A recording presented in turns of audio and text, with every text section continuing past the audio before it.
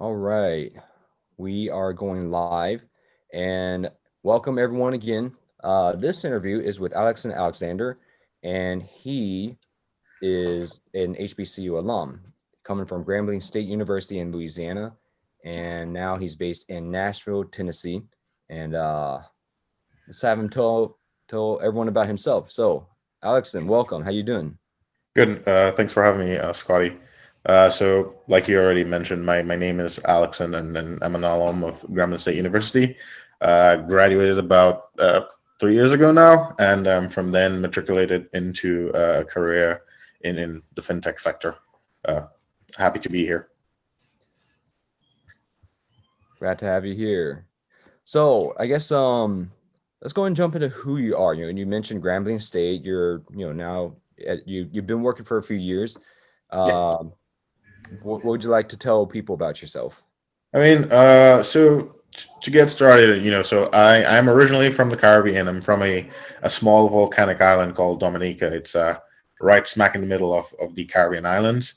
I think 9 years ago, I immigrated here to start my undergrad, and from since then I've been here just trying to advance myself as much as possible. So me as a person, I think I'm a curious person who keeps trying to ask more of my life so that I can discover the answers from that journey. All right. So tell us a little bit about growing up in Dominica. What was that like? Sure.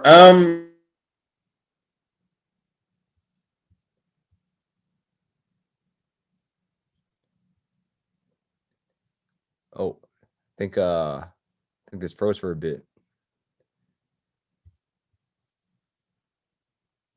It is where one of the areas where you Oh, see the. sorry.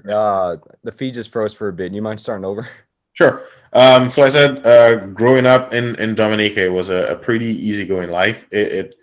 Fresh fruits, fresh water. You're surrounded by an ocean. You have all that natural breeze, and that is where you kind of see the definition of what it means to have a village raise a child. So I grew up in a pretty tight knit community, and I think, it was just through the examples around me that I started charting through life, and to this day, I think I am where I am because of the people who nurtured me at a very young age. All right. Yeah, it sounds like paradise. All that fresh fruit. I'm just thinking, man, because my Yeah, parents are from Taiwan. Every time I hear fresh fruit, I'm thinking, oh yeah, I remember that stuff. So just massive mango. It's like, oh man, so yeah, juicy. right off the tree. It's and I think even now I realize another benefit of it is we have no poisonous animals. We there's that's something you never have to worry about. So Yeah, you see a snake, it'll either be a grass snake or a boa constrictor, but it really is the closest thing probably you can come to paradise. yeah, man. I just want to point out a lot of people would say don't go for low hanging fruit. For people from come from Caribbean countries, it's like, what do you mean? It's like it's literally right there, hand level, arm level, and it's like 4 pounds of juiciness. And then like you said, there's not a lot of there's no poisonous animals, so you're not really worried about wait, something gonna strike when I Right. grab this piece of fruit. Maybe the neighbor's like, wait, what are you doing? But Exactly. like you said, the village raised the kid, and I've heard about a lot of communities in the Caribbean that are, for example, in Nicaragua, the Garifuna. They're very tight knit, and it's very Right. much, they say, "Oh, my mom, my aunt," and it's like, wait, but this is your mom, this is your aunt. Well, okay, technically, all of them are my mom, my mom. All of Exactly. them are my uncles, and it's like, oh, I get it. You're speaking like a whole Yeah, clan. So yeah. It's more of a, I guess, a respect thing. So that is a big thing because I think, for example, I remember when I first came here, I would refer to everyone by their Mister or Miss, Mrs., Mister, yeah, and whatever their last name was, and then I quickly learned that usually here people go by on a first name basis. So that is kind of one way you see how the dynamic plays out. So yeah. it's a readjustment. Yeah, I kind of had the same thing as a kid at some point saying, you can call me by my first name. What? But you're the generation above. Well, Scotty, you're an adult. but you're the generation above. Wait, I'm so confused. So, but I do think, um, you mentioned you called everyone Mr. or Miss, and since you went to Grambling State in Louisiana, I Right. guess the shift wasn't as jarring for you because, the deep South, for me growing up in Arkansas, high school in Texas, Yeah. I'm also familiar that although some people will say, yeah, call me by my first name, most of them will go ahead and just assume that, the adults, the people in charge are Mr. Mrs. So Yep. I guess for you, in some cases, you're just like, wait, do I call this person by their first name or just professor or doctor or Mr. Yeah. Mrs.? Exactly. Yeah. So I mean, I think when I immediately arrived, Mhm. I was on the outside, kind of just looking in. There were some similarities. I mean, the southern hospitality, that is a thing. So that was not a problem. I think one of the biggest, like, everyone would hold the door, and then that Oh, just yeah. became a thing. And I think, like, that's one of the things that I took back from there. But I remember just my first week, I was walking across, and then that was probably my first experience with the culture shock. Yeah. And it was just seeing, you have although we're all, probably similar race, ethnicity, but even within that, you can see there are differences where you have there's a whole West Coast, East Coast thing, that I soon Yeah. learned, again, the North and the South. And so it really is amazing. Even if the way that, the food is made, the way, the condiments you choose to go with the foods, all those things come into play, and then you kind of see those differences and similarities. So very minute, but I think, each person has a little thing that they cling to, that's home to them. Yeah.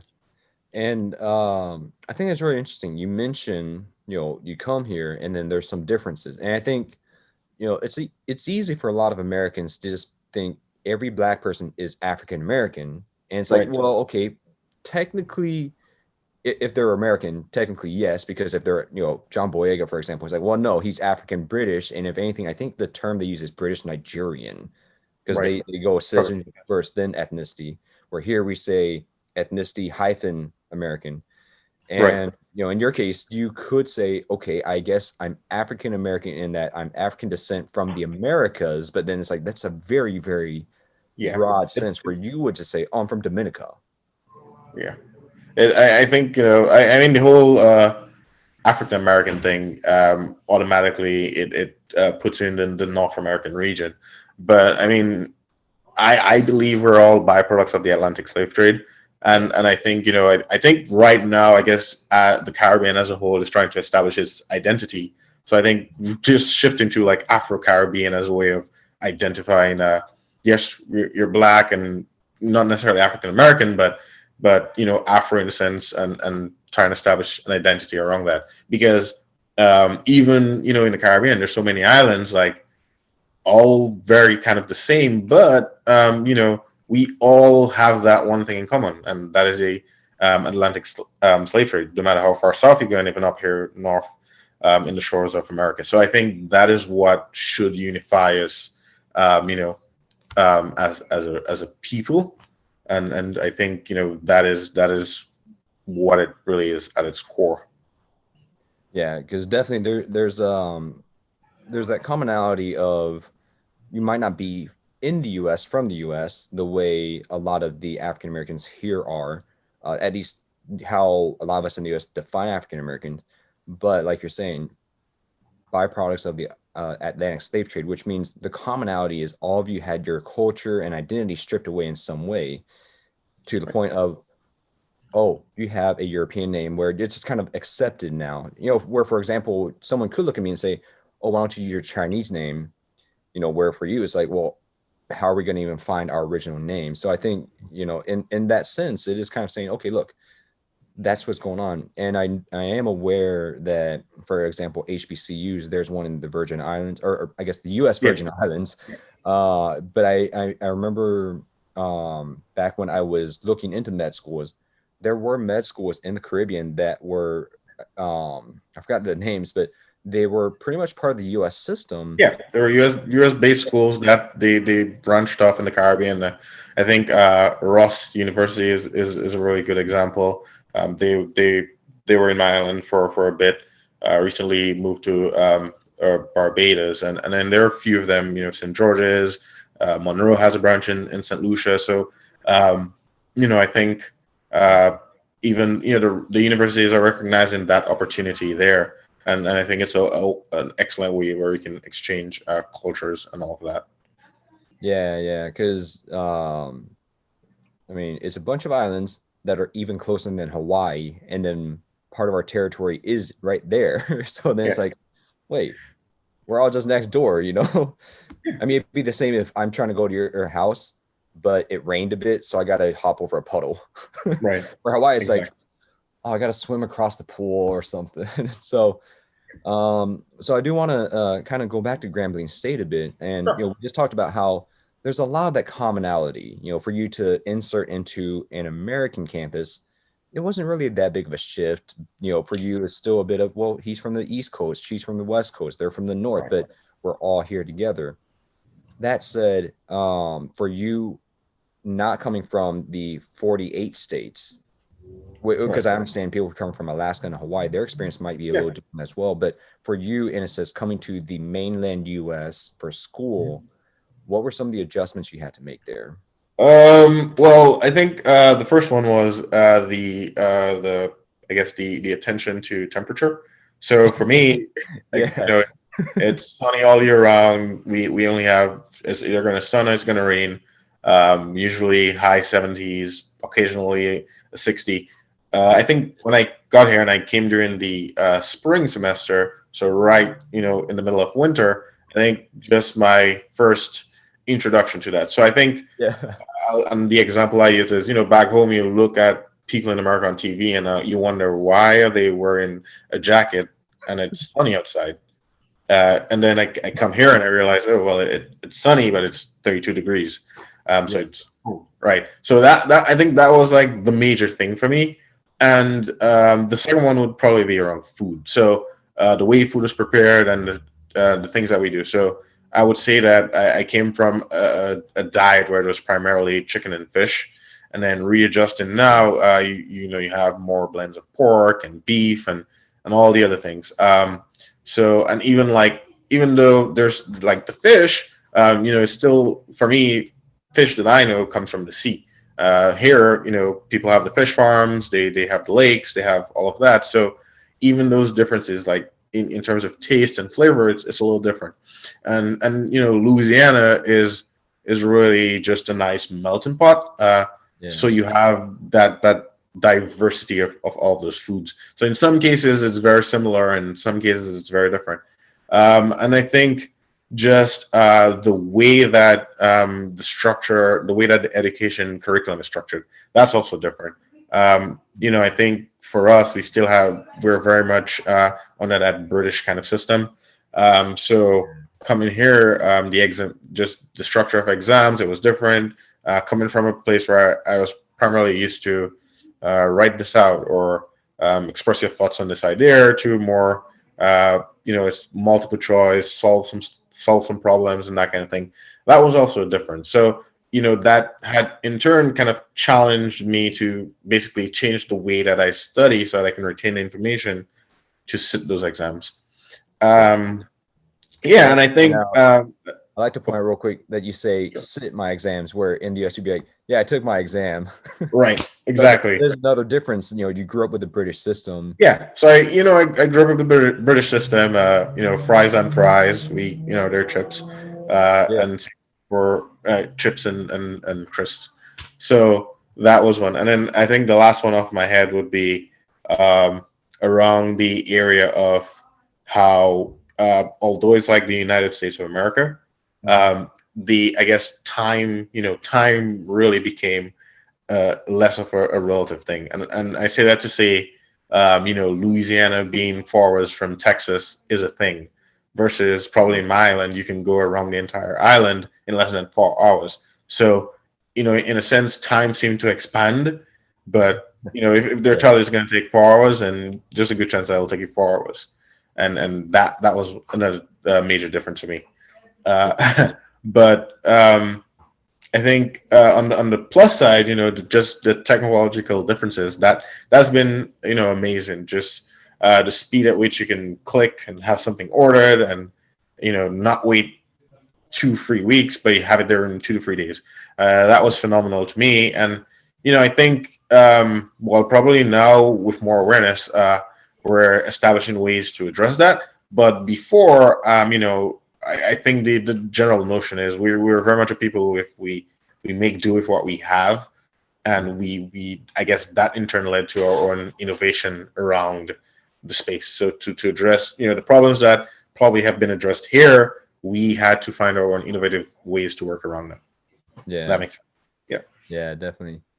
To your point, when you're saying you click on something, it arrives in 2 or 3 days. The ordering is faster.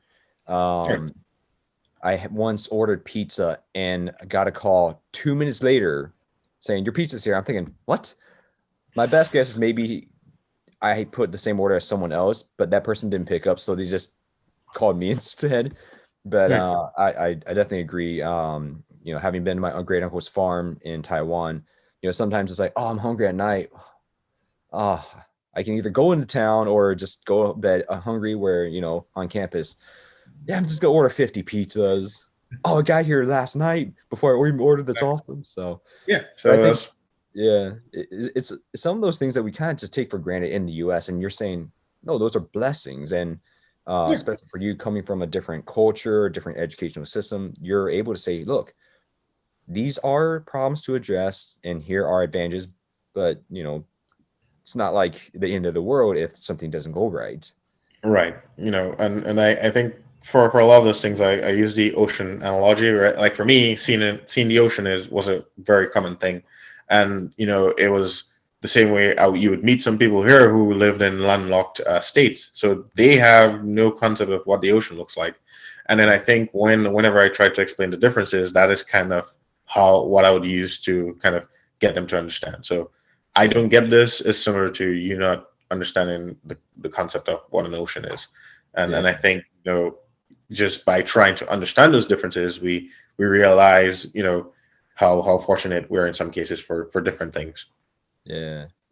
So I guess we've talked a lot about, not just you growing up, but also you at school. We're kind of, we kind of want to also highlight that you're now in the workforce. So I guess what was that transition like for you, going from I'm from a small island to I'm going to a school in the US and then I'm going to be working here? Right. So I think one of the major differences was I really started working professionally full time here in the US. Back home, I worked, but it was more I volunteered at a local high school to kind of gain experience. So I think we still had this apprenticeship kind of model back then, but now coming here, it's more shifted. And I think one of the major differences was you put in there, you're given a task, and then it's up to you whether you fail to succeed. And I think the realization of all of that responsibility that took some adjustment. So your success being self-determined. But I will say, where I am now, so right now I'm a software developer. I think back then when I was in Grambling, although I was a computer science major, I think for a while I was not sure whether or not I actually wanted to be a developer. People would comment, oh, you have the characteristics of someone who hacks or that kind of thing. But I did not have that intuition that, hey, I wanted to become a developer. And I think, good thing is, that hackathon that we met, I think for me, I came in wanting to know what do other like-minded people like myself think about this field? Like, what are they doing? What excites them? Because there's such a vast field that it is hard to just know exactly like, hey, I want to work in databases, or I want to be an engineer, or I want to write code, I want to build iOS applications. So I think the different exposure inched me towards that a bit, because I was convinced that I wanted to become a research analyst, and And I think towards the end, the further away I turned from development, the more it got thrusted in front of me. Yeah. So definitely, I would say it has been a wonderful experience.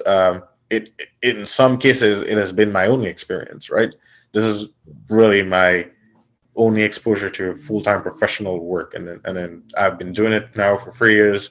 I love it, and I've had the opportunity to meet many great people, do great work, and then I think in some cases add value to a lot of the projects. Yeah, yeah. And you're working at a place called Alliance Bernstein. Is Yes, that how you say it? Alliance yeah, Bernstein? Alliance Bernstein. Okay. Yeah. Right. And what's that company like? So primarily, Alliance Bernstein, we're a company. We manage assets. So right now we manage over half a trillion. And recently, I think a year ago, we announced we're relocating our headquarters from New York to Nashville. I think I again, like I've worked for Alliance Bernstein for a long time. I'm pretty familiar with the company. I love the company. That is why I did two internships. I came back full time, and now I would say I have become an advocate for the company because it is a great place to work. I mean, I say all the time, although we manage assets, but Yeah. the people who work there, they're the greatest assets. And I have met, over across the board, I have met wonderful people, great experience, super knowledgeable, and I think they too have helped me advance in my career. So I'm really excited to work for the company, and would invite anybody considering a career in finance or even in fintech to give us a look. Yeah, yeah, definitely. Yeah, And I do want to mention, you said you're an advocate for the company. yeah, Kind of backtracking a little bit. It's not obvious right now, but the shirt you're wearing, you're yeah. also an advocate for HBCU. So I guess Right. yeah, if you can lean back a bit, kind of show everyone the shirt you have on. Sure. And then funny thing is, so this shirt was actually designed by Alliance Bernstein. Oh, really? So Okay. All right. All yeah, right. so we partner with TMCF, and we participate in the conference every year. And I think last year we came up with design. Yeah. We brought the shirts, and they were a hit. Everyone loved them. So I love the shirt. I probably have two of them. So that is in one way you can see where culture is very important to Alliance Bernstein as a company. Yeah, and for you specifically, because we also met at the TMCF. For everyone listening, TMCF is the Thurgood Marshall College Fund.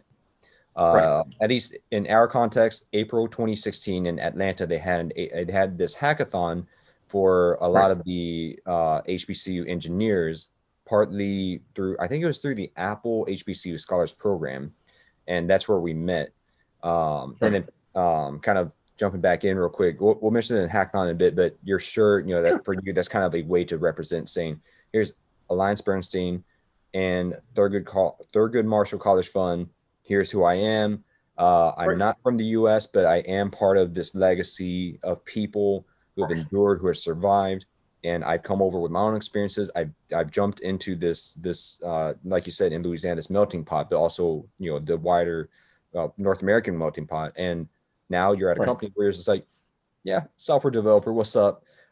But someone who's looking for a job, looking for a career, they can look to you and say, hey, maybe I want to go into fintech. Maybe I want to do what he does. Or, you know what? I want to look into one of the acronyms or companies he mentioned and find a different path. Of course. And so it's a lot of things tied into that one shirt. Exactly. So I am very proud to wear this shirt. Yeah. So let's go ahead and talk about the hackathon a little bit. Sure. April 20, or I guess for me, I guess March 2016. Right. Um, Make School says, "Hey, Scotty, there's going to be a hackathon in Atlanta uh, next month in April. It's going to be for HBCUs. Would you be interested in mentoring?" I thought, yeah, because when I was running stuff like Hack Duke, we had a lot of. So North Carolina has a lot of HBCUs, and they're big, like Winston-Salem State, Fayetteville State, and then you have Yeah. the big ones like And NC cat. Yep. NC Central, which is just I think like maybe 2 miles away from Duke. In fact, a lot of times they would come to our campus, take our classes. Some of us would go over there. Um, Yep. Half the time the leads on our theatrical plays were from Central. And so when I ran Hack Duke, I had a lot of these students coming to our campus and I got to interact with them. And so I thought, this would be a great way for me to, try to, help out with the wider HBCU community. And so I went there and I think there were maybe 100 students, I think. Yeah, It was a pretty good yeah, number. probably about 100. Yeah, especially everyone's coming from all over. You had students from Yeah, Arkansas, Texas, and the big names you still know like Howard. And I was like, man, it's just all over. yeah, it was quite the experience. Yeah, yeah. And I think one of the really cool things is, and we could go on forever, so we'll have to kind of keep this one short, tell the rest of the story next time. But Sure. one of the really cool things for me was that just being there and seeing a lot of the talent level I hadn't expected, because part of it is growing up in small towns in the US, then going to Duke. I kind of had that mindset of, if you're not from a school like Duke, or if you're not from the honors college, then you're kind of just going to be clueless. Because for me, Right. I had that big jump in life, and it took me some time to understand there's this whole spectrum of people in between. And part of it was also seeing you guys, some of you guys coming in, and I was thinking, man, you might be just as good as me at programming. I'm mentoring you now, but I can see the talent is there. You just haven't practiced as much because I'm already, I'm older. So, but it's kind of like, oh, I'm a 5-year-old. I walk better than a 2-year-old. Well, of course, you've had 4 more years of walking than a 2-year-old, but the talent to be able to walk is there. And some of you guys I was already thinking, all right, you're not just walking, you're running, jumping, dancing. And my favorite thing is that last day, Mohammed and me wake up on our hall. We're about to go down to help everyone, and we realize, wait, a lot of you guys were on our hall, on our floor. So we start helping you guys, and then halfway through, we get a call from Mike, the guy who's in charge. Hey, where are you guys? Are you coming down to help or not? Hey, sorry, we're actually helping, but we're on our floor. And he's like, oh, maybe I guess that's why the banquet hall is so empty. So then we say, hey, everyone, Exactly. let's go down. We come down, and he sees us walking with all of you guys, and he's like, oh, okay. I thought you just overstepped. It's like, no, it's like we literally couldn't even get to the elevator because everyone needed help. We are like, all right, we'll just help you right here. And then we didn't move any Yeah. further. Yeah, I remember.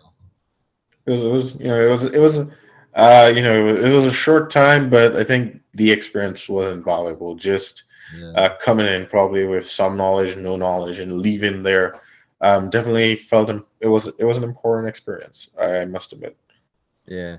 And I want to point out as well, probably the most significant presence I would say was Tamira, because she was born and raised in Atlanta, went to one of the Right. high schools there, and also because she's African American. Well, unlike me, Muhammad's from Egypt, Mike's white.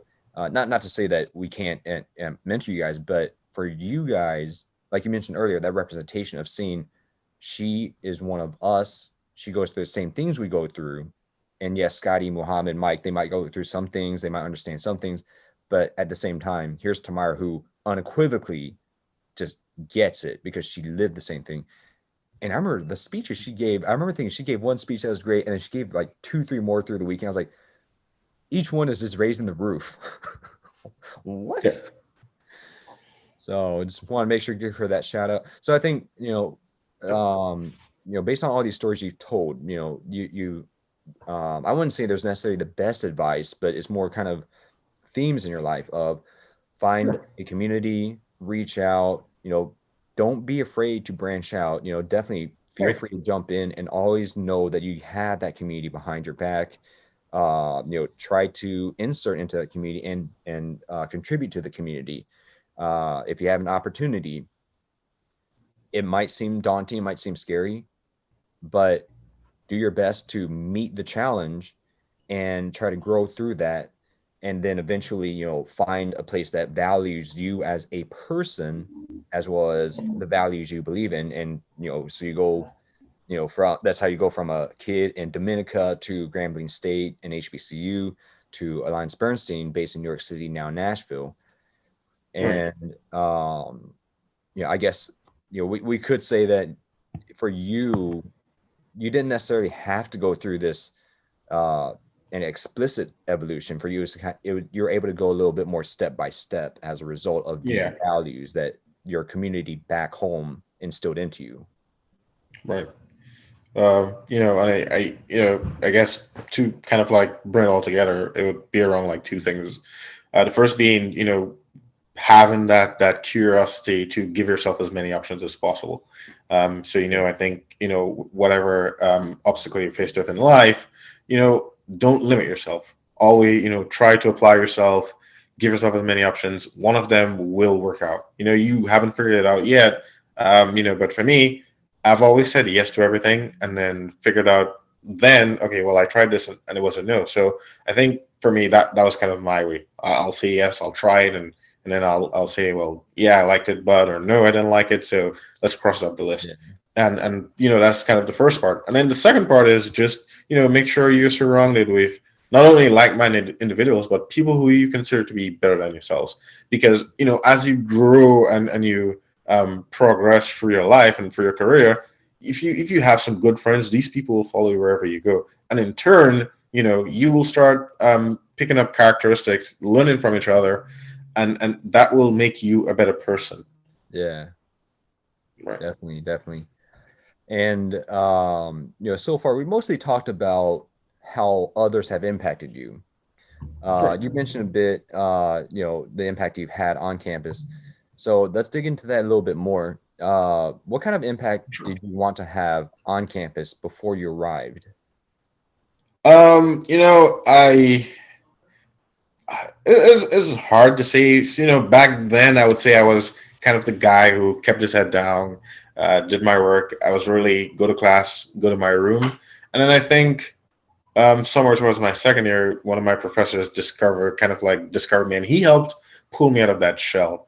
And Mhm. then, suddenly I went from being the guy who was just class and room, and I started tutoring. So I started tutoring and helping people out, and I think that brought me joy, just helping others succeed.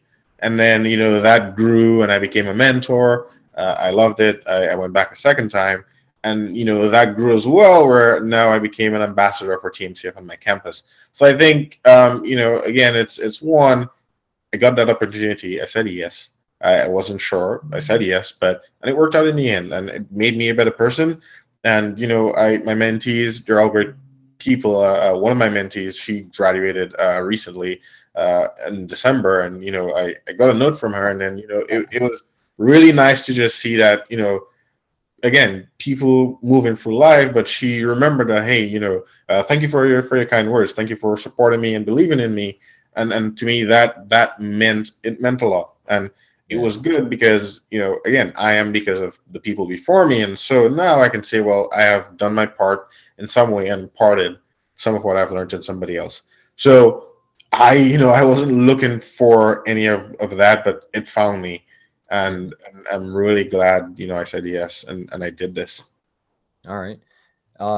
And now as a professional, Yeah, have you, I guess now in this case, you might have some opportunities to say yeah, explicitly you want to mentor others, you want to right. impact others, but did Yeah, you maybe have had experiences where it just kind of happened again?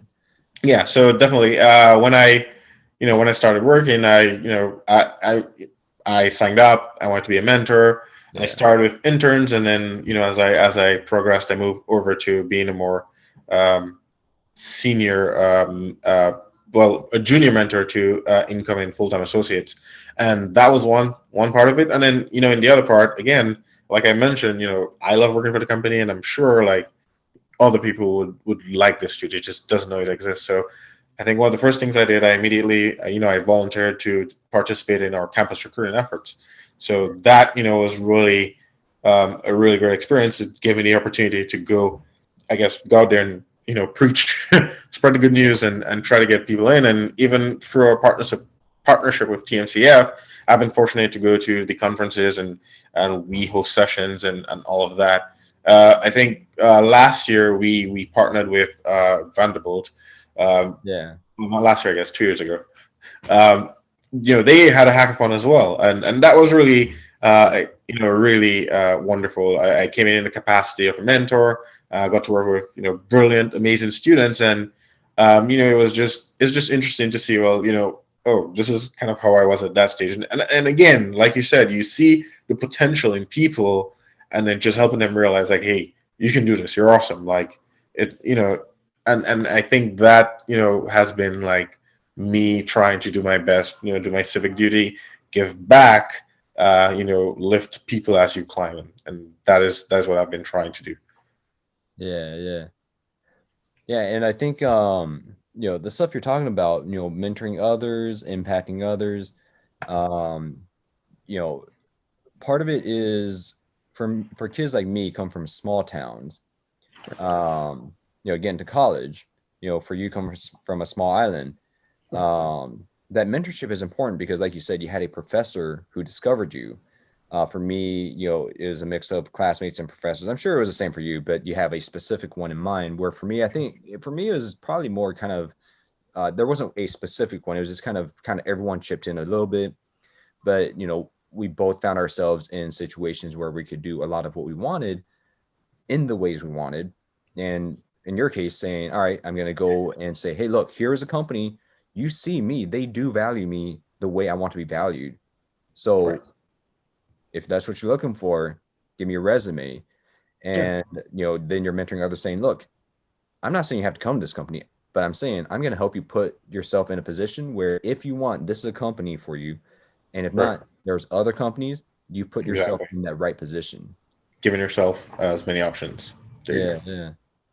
So I guess one of the really crucial things, like you said, is say yes, take opportunities, recognize it might be a little scary, it might be a little daunting, but if you don't get into the game, you can't win it.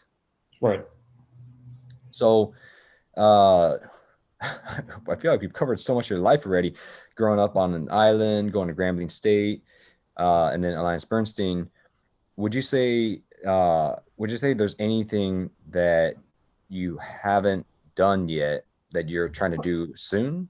And then aside from that, are there long-term things that you're working towards doing? Right. I think for me right now, ultimately, the goal is probably around entrepreneurship.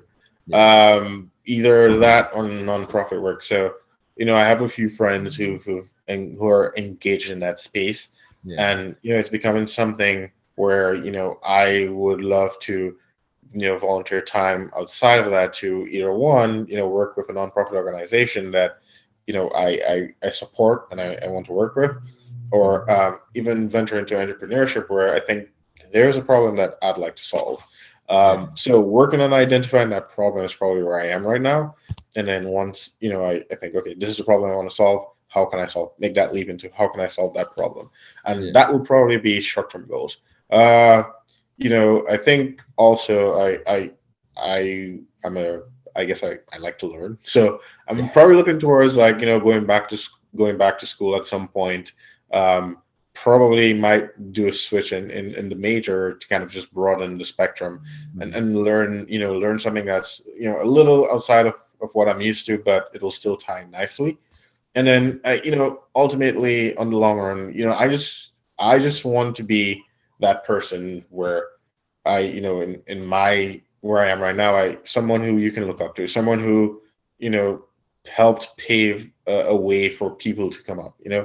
I want to make a difference, and I'm finding my way with each day, how I can best do that. yeah. And some deep words. Yep. I mean, I guess it's like you said, come from a small island. Yeah, you have that community, but then for someone who sets foot on the U.S. mainland, for you to say, "Hey, here's the road I paved. Feel free to follow it until the end," and then hopefully, you feel free to do whatever you want after that. So, that's great. And then you mentioned, going to school again in the future. If you're interested in going to business school, who knows? Maybe we'll be classmates. So Yeah. let me know. Yeah. And then All right. all Well, the, again, sorry, what yeah. was that? No, no, yeah, I was just saying, all of this, it'll work itself out somehow. I'm sure. Yeah, yeah. Yeah, I guess you still have a few years. You don't need to rush into anything quite yet. You enjoy where you're at. So Yeah. Still have some. Yeah, still have those good years, travel a bit. See the world and experience yeah. different. cultures across the borders. That would And be exciting. And as we draw down, I'd like to mention the fact that you are in Nashville now. You mentioned traveling a little bit, seeing some things. You are in a place where you can enjoy some country music because it's the country music capital.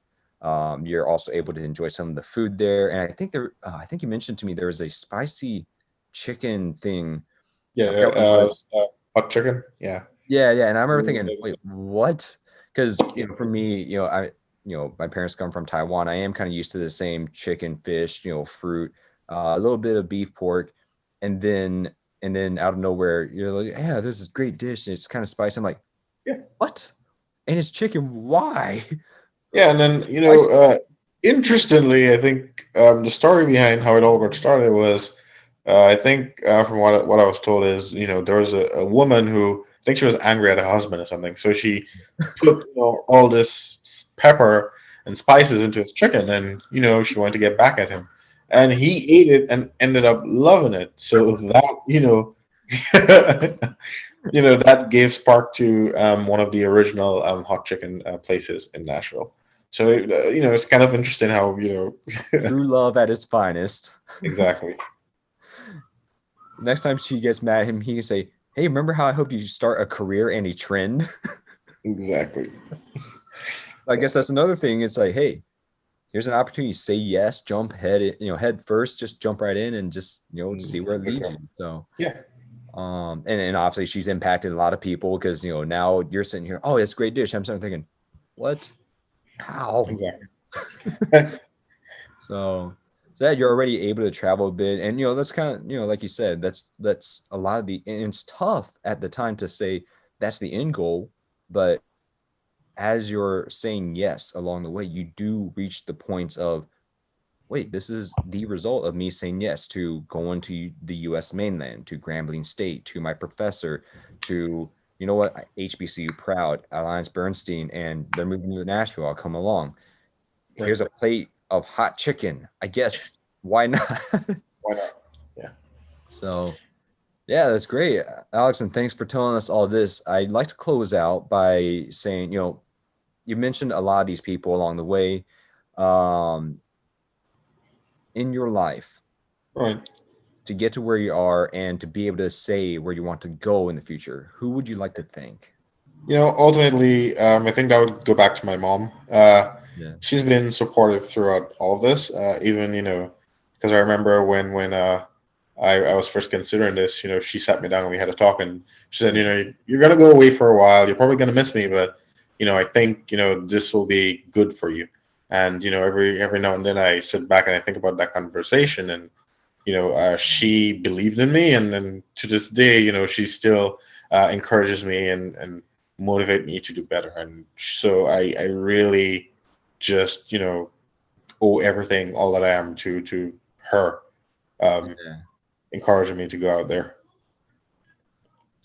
Well, this video will be ready long before Mother's Day, so you can definitely send this to her a few Sure. months early. So, Yeah. Thank impromptu you. Mother's Day. So definitely thank you to your mom.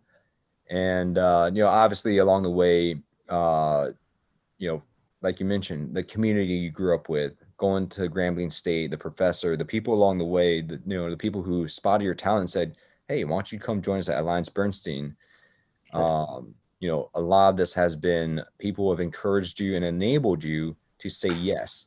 And for Right. anyone watching who feels like I don't have that safety net, I don't have someone who's gonna, back me up. Well, okay, life isn't always fair, and that's fine. But here's someone who is saying, even if you don't have someone to back you up, I'm here to help pull you up. For sure. So, definitely feel free to reach out to Alickson, and we'll have his contact information below in the video description. Maybe you're watching this because he shared it with you, but anyone who feels like there's no one to back you up, keep in mind that you can also look for people who are there to pull you up. Right. And Alickson clearly is one of those people who wants to help you say, hey, look, if I can get you to where I am or help you reach the end of my paved road, then you're in a position to keep moving forward. Of course. And, I think, like you said, thank you to your mom. It's been a common theme in a lot of these videos. And then, hopefully we can help others get to the point where they can say, yeah, thank you to whoever else in their lives have helped them. Yeah. So, are there any last words you'd like to close out with? I mean, I think for now it's the COVID times. Yeah. Wear your mask, protect others, protect yourself, and I think I was reading somewhere, and the whole debate about should I get vaccinated or not. I would close and say, we don't get vaccinated so that we can protect ourselves. It's more or less to protect the people around us. So if you're in the fence of whether or not that is something that you want to do, I think if you think about it, would you prefer to suffer from the side effects of a vaccine that's supposed to protect you, or would you rather succumb to the actual virus? So ultimately in this times, I think just try to keep safe and remind the people who are important to you in your life that you love them every day. Yeah. Yeah, Wise words from a wise man. I try. Well, thank you for your time, Alex, and it was great having you on. And I'm sure this is going to be great for a lot of people watching, kids from HBCUs, kids who are considering HBCUs, or kids who just feel like, what's next in life? Well, here's someone who's willing to help pull you up and help you get to the end of his paved road so you can keep moving forward by forging your own roads, blazing your own paths. So thank you for your time. It was great having you. We'll definitely have to bring you back. Thanks for having me, Scotty. This was fun. Really enjoyed doing this. So, uh, looking forward to it next time.